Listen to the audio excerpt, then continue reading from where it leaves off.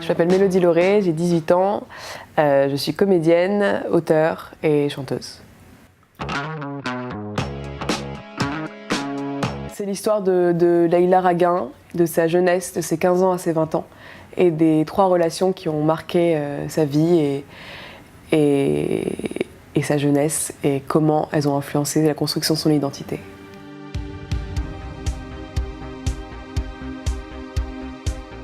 J'ai très peur. J'ai très peur de ne pas être ce que les gens attendent. J'ai peur. J'ai très peur, c'est vrai. Je me suis perdue, j'ai glissé, je me suis même bien cassé la gueule. Parfois, j'aimerais bien pouvoir revenir en arrière et puis tout refaire.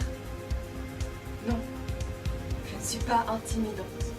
Non, je ne suis pas un 18 sur 20. Non, je ne m'en fous pas de tout. Non, je ne suis pas mystérieuse. Et non, je ne suis pas une salope.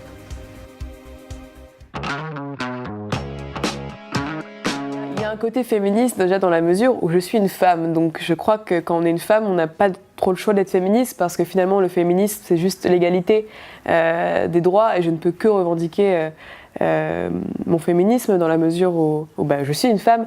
Après je pense que oui, c'est un peu un projet féministe déjà parce que je suis majoritairement entourée de meufs, mais aussi que c'est une héroïne féminine et que moi, quand j'ai voulu passer des concours, par exemple pour les écoles nationales ou quoi, je me suis rendu compte que c'est très très dur de trouver des scènes avec des filles et que ce soit pas autour d'un homme en fait.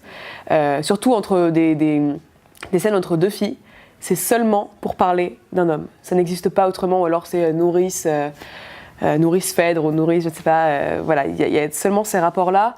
Après, effectivement, il y a des scènes qui peuvent paraître un peu militantes, féministes, mais c'était pas tant l'idée en fait. Pour moi, ça m'a paru un peu évident et j'ai pas trop réfléchi à ça. Mais c'était effectivement vraiment aussi un combat pour moi de montrer des femmes avec des personnages forts, complexes, qui sont pas seulement des objets pour essayer de donner une réplique à un personnage fort et masculin. D'ailleurs, s'il y a un personnage un peu plus faible dans la pièce, au pire c'est l'homme, c'est Arthur. Mais bon, c'est pas une faiblesse, c'est juste qu'il a une sensibilité et voilà, enfin bref, on va pas épiloguer sur ça. Mais voilà, et puis en plus de ça, j'ai aussi voulu montrer beaucoup de moments d'étreinte, de baisers.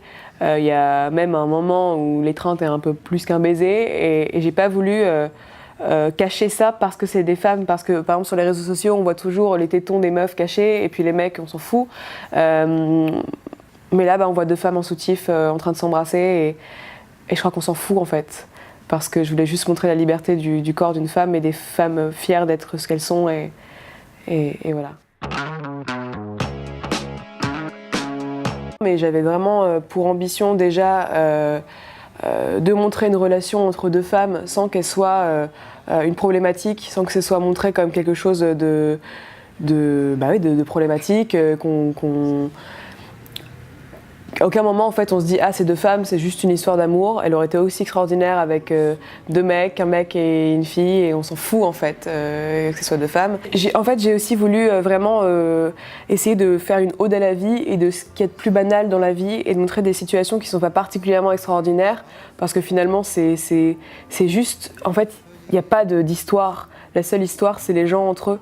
Et c'est juste de montrer des situations où tout ce qui se passe, c'est juste être ensemble et être un peu le miroir de l'autre et de montrer comment ça, c'est extraordinaire et comment montrer la beauté de ces moments qui paraissent hyper triviaux. Et, et de montrer ça avec un œil un peu poétique et voilà, il y a vraiment 1000 scènes où il se passe finalement un peu rien, mais l'intérêt est de montrer où est l'importance de ce rien, quoi. C'est très dur de le vendre, mais je vais essayer d'être à peu près objective. Venez parce que c'est une ode à la vie et que vous verrez la vie avec un autre œil, enfin j'espère. Venez parce que c'est de l'amour et l'amour c'est chouette. Venez parce qu'on est jeune et qu'on a soif de partager des choses et de partager notre jeunesse et la pluralité d'une jeunesse.